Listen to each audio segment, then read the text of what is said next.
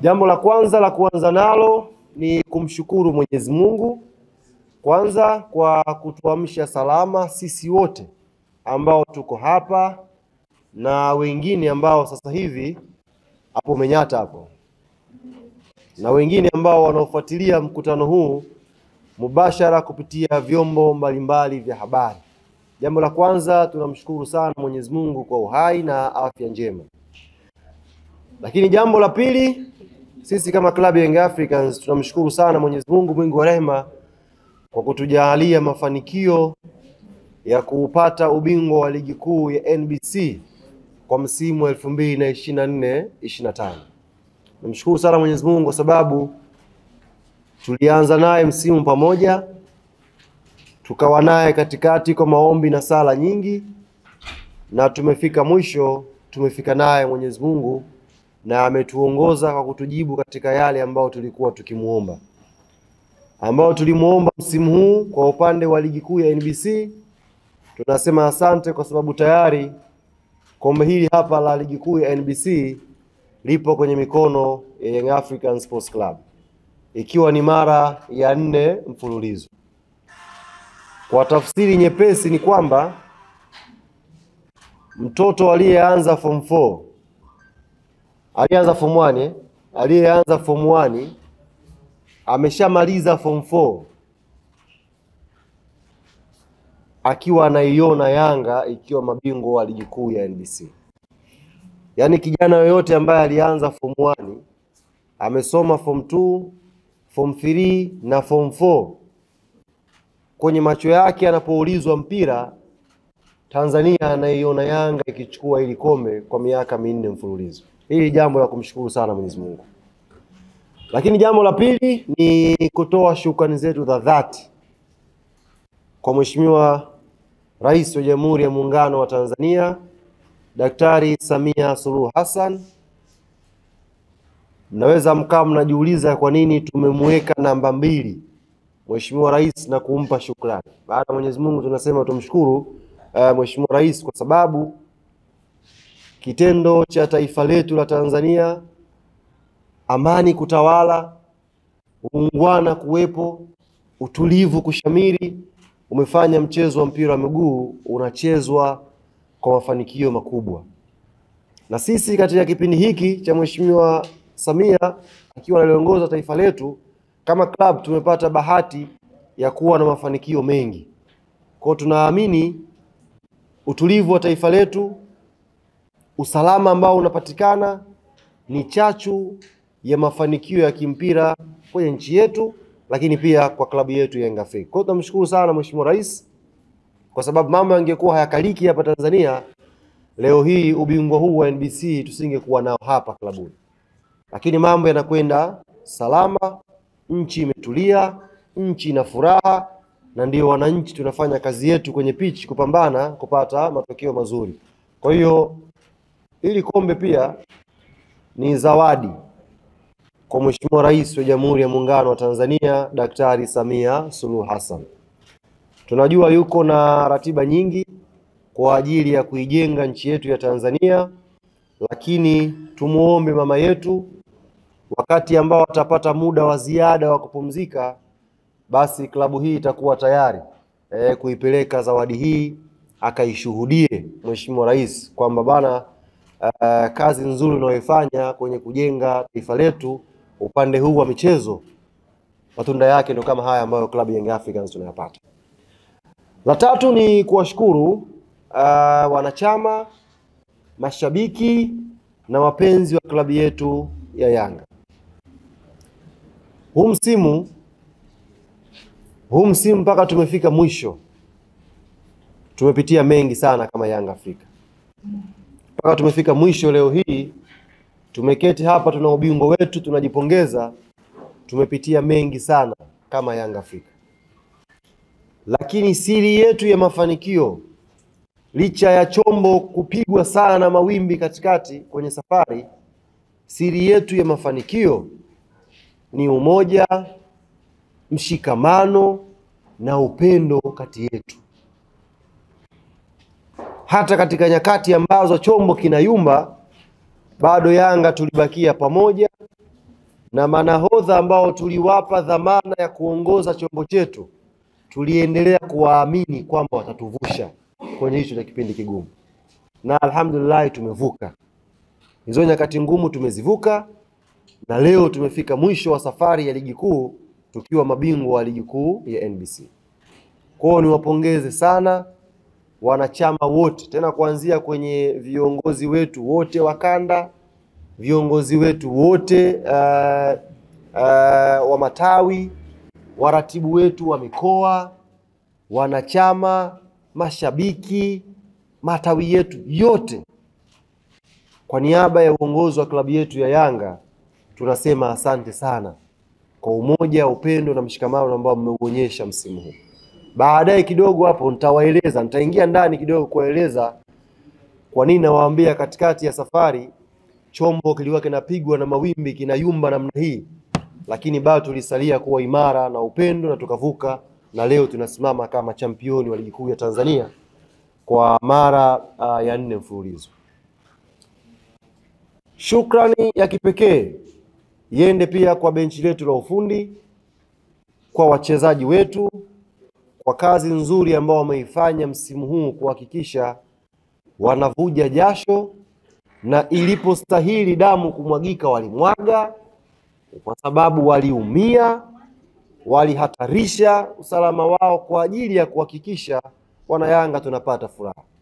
Kwa hiyo tunawapongeza sana wachezaji wetu, tunawapongeza sana benchi letu la ufundi kwa kazi nzuri ambao wameifanya kuhakikisha Young Africa imefurahi. Mwisho kwenye shukrani, tunawapongeza pia timu zote 14 ambao zimeshiriki ligi kuu msimu huu. Sisi Yanga na hizo timu 14 ambazo zimeshiriki, tunawapongeza sana. Mmetupa ushindani mkubwa, mmetupa changamoto nzuri, na hakika mmeifanya ligi yetu imepanda kiwango. Kwa sisi Young Africa tunawashukuru timu zote 14 ambazo tumeshiriki nazo ligi msimu huu. Lakini kwa kipekee tusiache kumshukuru Aviola. Tunamshukuru sana Aviola kwa ubabaishaji, udanganyifu, propaganda za hapa na pale hazikwenda bure. Zilitufanya tuwe macho na sisi tupambane. Tawaibia siri kidogo leo ndugu zangu. Siku moja Aviola walikuwa wanazungumza, siri ilikuwa baada ya mechi gani? Walikuwa wanazungumza bila hofu na mashaka yoyote. Nafikiri ilikuwa KMC pale. Msemaji wa Aviola akasimama akasema tunacheza mechi za Yanga. Unakumbuka? Bila mashaka yoyote. Msemaji wa Aviola akasema tunazicheza mechi za Yanga. Ile kauli ndugu zanguni ndio iliamua hatima yao msimu huu, kama mlikuwa hamjui. Yaani kilichowaponza au kilichomponza Aviola msimu huu ni mdomo wake. Baada ya kutamka hadharani kwamba anacheza mechi za Yanga, sisi Yanga tukajiuliza, anachezaje mechi zetu? Anacheza kivipi? Ana nguvu gani huyu wa kusimama na kusema kwamba anacheza mechi za Yanga? Anajiamini nini? Kiburi chake ni kipi Aviola? Pale na sisi tukaweka mguu chini, tukakubaliana kwamba ukiwa wanasema Waswahili, ukiwa mvuvi wa pweza tunakutana wapi? Mwambani. Sasa mwisho wa msimu umefika. Furaha yetu Yanga sio tu kuchukua ubingwa. Furaha yetu pia ni kumuona Aviola akaondoka patupu. Hiyo ni furaha yetu kubwa ambayo wana Yanga tuko nayo. Kuna furaha ya kuchukua ubingwa, alafu kuna furaha ya kumuona Aviola ameondoka mikono mitupu. Na nimewaibia siri, lini, siku gani Yanga tuliketi chini tukaweka dhamira sasa leo tukubaliane huyu Aviola aondoke mikono mitupu msimu huu? Kwa sababu unapojitangaza hadharani kwamba wewe unacheza mechi za Yanga, maana yake wewe una msuli wa kuisumbua klabu hii kubwa na kongwe Afrika Mashariki na Kati. Maana yake wewe uko tayari kwa mapambano. Na sisi tukasema sawa, kama kuna kitu Yanga hatujawahi kukihofia ni mapambano, acha twende katikati tukapambane, na mwisho wa msimu mshindi amejulikana ni nani. Kwa hiyo nichukue fursa hii tena kuwashukuru sana Aviola na watu wake wote kwa ubaishaji ambao wameuleta msimu huu, kuhakikisha wameongeza na wao chachu na flavor ya ushindani kwenye ligi. Sasa kutoka jana ambako tumechukua ubingwa, swali ambalo wanayanga walikuwa wakijiuliza, tunaanza lini sherehe za ubingwa? Ndio swali kubwa ambalo wanayanga wamekuwa wakinitumia. Lakini pasina kusahau wanayanga wenzangu, hapa sio mwisho. Hapa sio mwisho msimu huu. Tarehe 29 tutakuwa na mechi nyingine ambayo ni fainali, ambayo itafanyika Zanzibar. Tutacheza na Singida Black Stars. Kwa hiyo tukawa tunatafakuri pale, tuweke msondo sasa hivi au tusubiri tumalize mambo yote kwa pamoja? Tukawa tupo kwenye tafakuri, na tafakuri hii ikatupelekea kwenye makubaliano yafuatayo. Jambo la kwanza ambalo tutalifanya kama wanayanga, ni kumshukuru Mungu kwa kidogo alichotupa na kumuomba zaidi, kwa sababu wanasema wenye hekima zaidi kwenye mambo ya dini, asiyeshukuru na kidogo hata kikubwa hawezi kushukuru. Kwa hiyo kwanza tushukuru kwa kidogo ambacho tumekipata, alafu tumuombe Mwenyezi Mungu atujalie kikubwa zaidi. Kwa hiyo kwenye kushukuru na kuomba, hapo kwenye kushukuru na kuomba tukakubaliana tufanye jambo moja siku ya kesho kwa majaliwa ya Mwenyezi Mungu. Na hilo jambo tutalifanya makao makuu ya club hapa. Na jambo hilo tutalifanya tukiongozwa na baraza letu la wazee wa club, kwa sababu tutahitaji pia dua ya shukrani, lakini pia tutahitaji dua ya kuelekea mchezo wa finali wa CRDB dhidi ya Singida Black Stars. Ni jambo gani ambalo tutalifanya siku ya kesho hapa makao makuu asubuhi na mapema? Kesho tutaweka historia. Klabu ya Yanga Afrika hapa tutakunywa supu ya ngamia. Kesho tutaangusha ngamia hapa. Tumeshakunywa supu ya ng'ombe, tumeshakunywa supu ya pweza, sasa kesho tutaangusha supu ya ngamia hapa makao makuu ya klabu. Mnavosikia ngamia jamani, angekuja kusimama hapa ingetulazimu tutoboe hii ili aenee. Ni dude la maana kweli kweli. Kwa hiyo tutamchinja, alafu wazee watatuongozea dua kwanza ya shukrani, kumshukuru Mwenyezi Mungu kwa kidogo alichotujalia msimu huu, ubingwa huu wa kwanza wa ligi.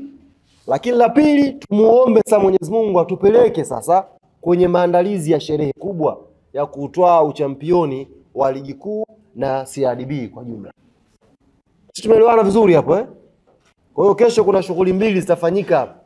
Shughuli ya kwanza, ngamia ataanguka. Mnaona kama utani, ngamia ataanguka kesho hapa inshallah.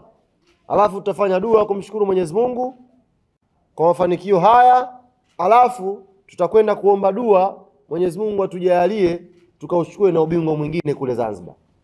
Kwa nukta hiyo, niwakaribishe sasa wanachama wa Yanga wote kesho makao makuu. Asubuhi na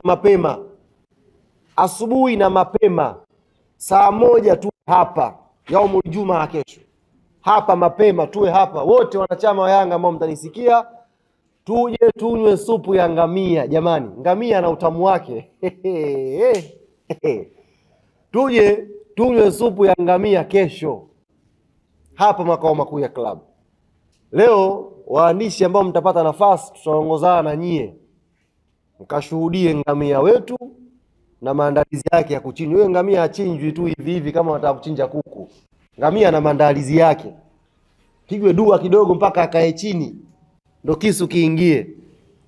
Kwa hiyo mtakaokuwa na nafasi tutawapeleka leo. Sisi mkasema nyama hii tutawapeleka na nyie mkashuhudie nyama akianguka kwa ajili ya wanayanga kesho kuja hapa kunywa supu. Hili jambo la supu na Yanga ndugu zangu liko hivi. Yaani jambo la supu na Yanga ni hivi. Kwa sababu supu asili yake ni mkono. Alipokula mkono wa Viola ndio ikawa supu ya kwanza kunywa hapa makao makuu. Kwa hiyo tumekubaliana supu na Yanga ziende sambamba. Kwa hiyo kesho kunayo supu ya ngamia hapa makao makuu. Mbali na mashabiki na wanachama wa Yanga ambao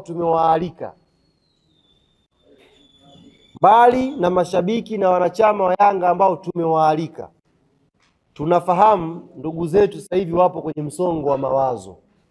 Wanapitia mazito kweli. Hawajui cha kushika, hawajui cha kufanya. Yaani hawajui ni 2 au ni 22. Kwa hiyo tunawaalika pia ndugu zetu. Kitaalamu ngamia anatibu maradhi hayo ya ini. Kama una sumu mwilini hivi, ngamia supu yake inatibu hiyo. Kwa hiyo ndugu zetu ambao wana stress sasa hivi pia kesho tunaomba makao makuu jamani. Muwaambie tunaomba waje hapa kwa ajili ya kunywa supu ya ngamia kwa pamoja. Ya ng'ombe ile walishakujaga na hii ya ngamia tunaamini inshallah watakuja kwa pamoja tufurahike nao. Baada ya kutangazia ratiba hiyo, timu yetu kesho itafanya safari ya kuelekea Zanzibar. Inaondoka saa ngapi?